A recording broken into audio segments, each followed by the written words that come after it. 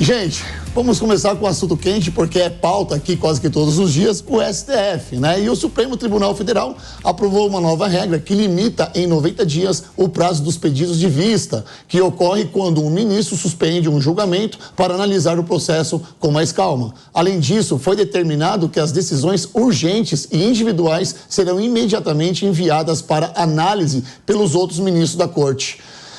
Vocês acham que essas novas regras vão impedir os ministros do STF de sentar em cima dos processos? Eu vou começar com você, Alexandre Bisoli, que é advogado também, né?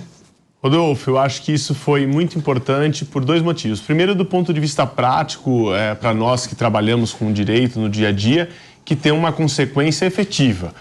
Isso era absurdo o que acontecia.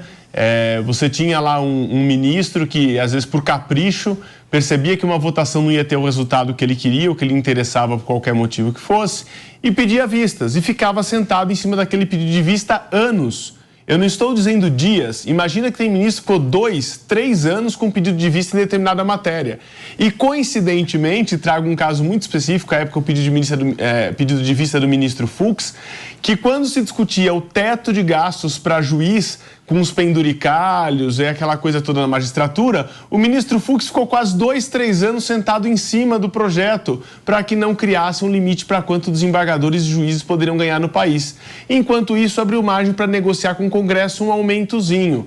Ou seja, o STF, que já sofre tantas críticas na sociedade, utilizava a espécie do pedido de vista, ou o pedido de vista, como uma espécie de moeda de negociação ou de troca, como nesse caso específico que eu disse aqui, a pretexto de que era para analisar melhor o caso.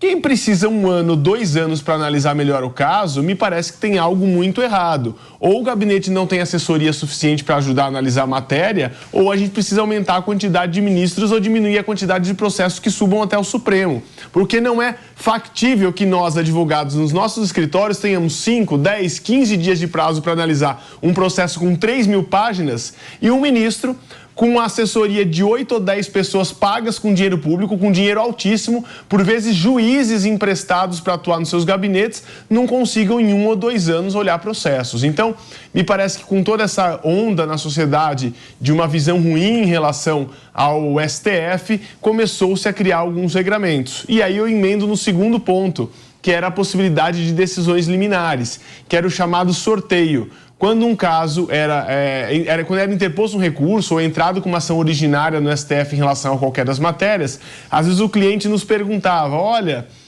qual que é a perspectiva disso, vai dar certo ou vai dar errado? A gente costumava responder o seguinte, espera sortear, porque por sorte, dependendo do ministro que caiu, o resultado pode ser um ou pode ser outro. Então, como pode, no órgão máximo da justiça do país, a gente tem que contar com um efeito e com um elemento sorte para poder dizer o resultado de um julgamento. Alexandre, eu quero rodar mais uma pergunta para você, porque vamos tentar explicar aqui para quem está nos assistindo o que significa esse pedido de vista. Pedido de vista é quando começa o julgamento de um caso. Então, nós vamos pôr um assunto aqui na nossa mesa. Olha, o assunto de hoje é a nomeação do ministro, o Holliday, aqui para algum ministério do país. E aí nós vamos discutir se ele pode ou não pode, porque ele já é vereador, se pode acumular ou não pode, tem um entendimento a respeito do assunto.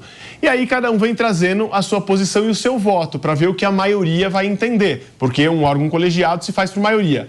Aquele ministro que pelo seu motivo, ou porque acha que não deu tempo de estudar direito a matéria, ou porque não viu direito que tinha no processo, ou por outros interesses que a gente nem sabe quais são, resolve dizer, olha, eu não estou confortável para julgar isso agora porque eu preciso estudar melhor o caso. Então pede vistas, ou seja, para o julgamento, traz o processo aqui para o meu gabinete, que a hora que eu entender que eu sei melhor sobre isso e que eu puder dizer o que eu acho e proferir o meu voto, eu trago de volta. E isso era feito, às vezes, com anos de pedido de vista. Ou seja, o ministro pedia para tirar um caso para ele estudar melhor a respeito do assunto e ficava 1, 2, 3 anos com aquele pedido de vista, como tem hoje. Aliás, estima-se com essa decisão, quase 300 ou 400 processos com pedido de vistas parados vão ter que ser julgados porque não tinham solução. Perfeito. Daniela Alves, eu quero a sua análise sobre esse... É uma vitória isso que a gente está enxergando aqui, pode ser uma vitória. Sentar em cima do processo, eu gostei desse termo que o TP colocou pra gente. A gente vê muito isso, né? Verdade.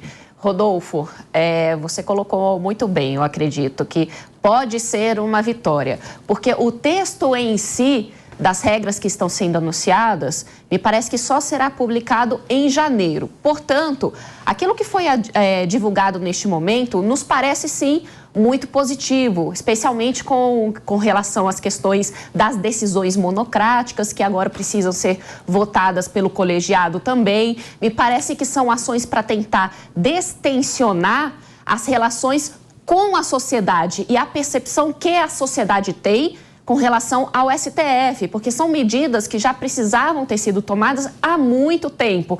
Como bem explicou o Alexandre, não é? Um ministro sentava ali do STF, sentava em um processo e, enfim, não tinha nenhum prazo específico que ele deveria obrigatoriamente responder ou recolocar ali os processos que seriam necessários ser debatidos novamente para tomarem uma decisão. Agora, eu vejo sim com bons olhos, mas claro, eu sempre tenho aquela pulguinha atrás da orelha, que você me conhece bem, né? Eu tenho aquela sensação de que algo por trás disso deve estar acontecendo, mas por hora o que eu vejo são ações muito positivas, mas eu gostaria de destacar também um ponto que o próprio Alexandre colocou, não é? Que sobre possibilidades de reduzir, não é?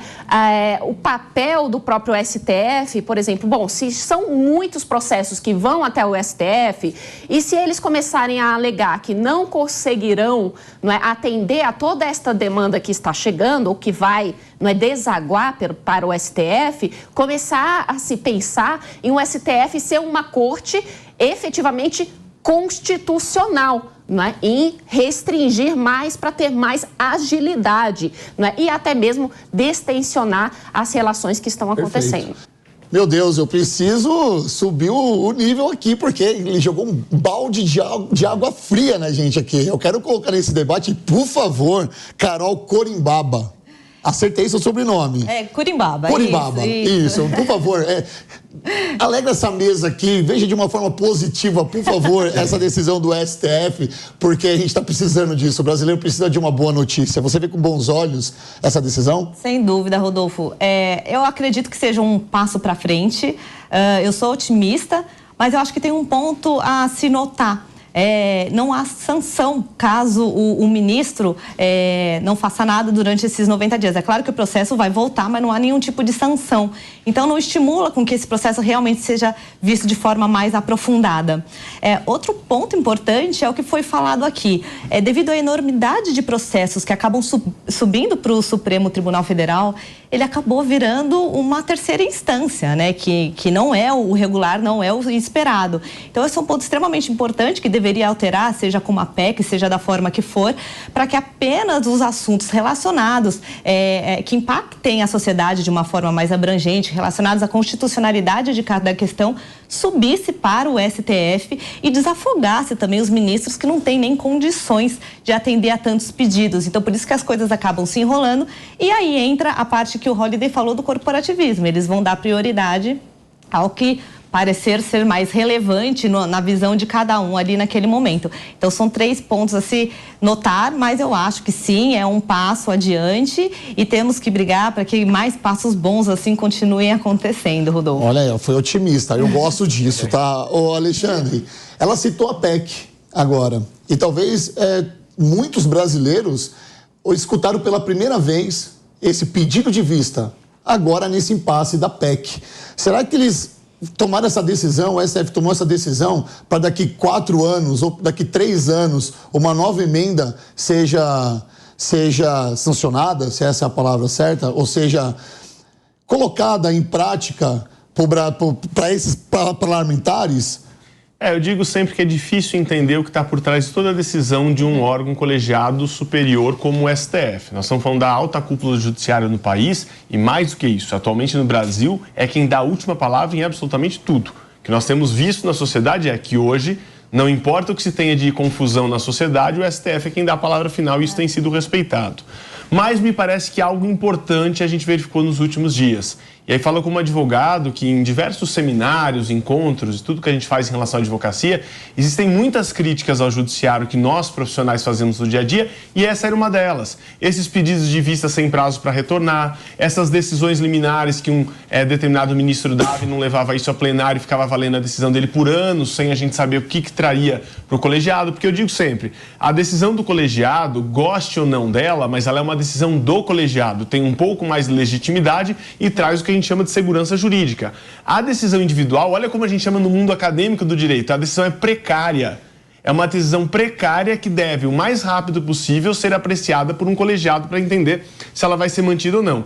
Quanto ao motivo que traz a decisão ou essa nova resolução agora, é difícil a gente ter certeza, mas uma coisa eu diria, coincidência não, foi quando a sociedade começou a cobrar de forma direta e incansável as atitudes do STF que esse tipo de resolução surgiu. Sim. Sou contra e já disse aqui, eu acho que não pode ter ofensa pessoal a ministro, eu acho que essa coisa de abordar as pessoas na rua, tacar alguma coisa, ofender a moral, a honra, ofender a esposa, o filho, isso não se faz porque isso é falta de educação, não é cívico, não é manifestação. Agora, criticar a atitude de ministro Supremo, criticar como a gente já criticou aqui, 6 ministros que pegam voo de primeira classe, com assessoria, com família, vão para Nova York fazer um evento em português só com brasileiros, falando tudo que se poderia falar em qualquer hotel aqui de São Paulo, não tem nada que traga de institucional para a corte, a não ser todo mundo ter ido lá tirar um período de passeio de férias. Então, esse tipo de crítica é saudável e deve existir. E me parece que foi quando a pressão da sociedade sobre o STF aumentou, e principalmente aquela pressão saudável de se criticar as posições da corte, que houve esse tipo de mudança de atitude. Então, a sociedade mostrou que mesmo para aqueles que dão a última palavra em tudo, quando existe um manifesto de forma organizada, dentro da lei, mas mostra que nem a Suprema Corte está livre de ser questionada pela população, eles tomam atitude e mudam para tentar melhorar a imagem de alguma forma. A carona no que ele acabou de falar, no que o Alexandre falou, é um doutor aqui em Direito, né? Mas faço uma ressalva. Porque o brasileiro, ele vai se manifestar do jeito que ele consegue. Né? Nós estamos falando de educação aqui. Você citou sobre o tema educação. Ofender, tacar coisas. Isso, cara, isso não é uma falta, isso é uma tremenda covardia, sabe, para qualquer ser humano, não é só contra um ministro, tá? Só que eu acho que o copo transbordou, tá? E, às vezes, você fala para alguém não xingar um brasileiro, pô, não xinga o cara. Às vezes é da cultura dele tá xingando. Não que seja certo, tá? Coloca aqui que isso é errado. É da cultura do futebol, xingar até o árbitro brincando. É da cultura, porque eles estão fazendo política para o povão, é a grande massa. O Lula foi eleito na grande massa. A gente não pode esquecer isso. E o que falta para a grande massa? Uma educação digna. A gente está falando de educação. Então, há semanas atrás, nós noticiamos aqui que o STF ia multar a senhora do café com leite que estava levando o pãozinho com manteiga lá para quem está se manifestando na frente dos quartéis. Isso é um absurdo? É um absurdo. Falta educação da parte de quem? A gente coloca a educação do povo e a falta de sensibilidade de um STF. Quero te colocar nessa conversa, Holliday. Rodolfo, só, na verdade, relembrar aqui como era grave, aliás, como é grave a atual situação do STF com esses superpoderes das decisões monocráticas. Nós tivemos, não faz muito tempo... Eu gosto da palavra monocrática. Muita gente está me perguntando no Instagram o que é monocrático. Então explica pra galera, porque eu falo, monocrático é aquilo que o cara decide sozinho. Exatamente. É isso, doutor? É isso, né? E ainda existe um termo técnico, é monocrático inaudita altera pars. Isso no direito significa, ele não ouve nem o Ministério Público, nem ninguém. Ele decide ouvindo só o que ele pensa. Eu não estou conseguindo nem escrever o que você falou. Vamos continuar com o monocrático. É um termo em latim. É um termo em latim isso.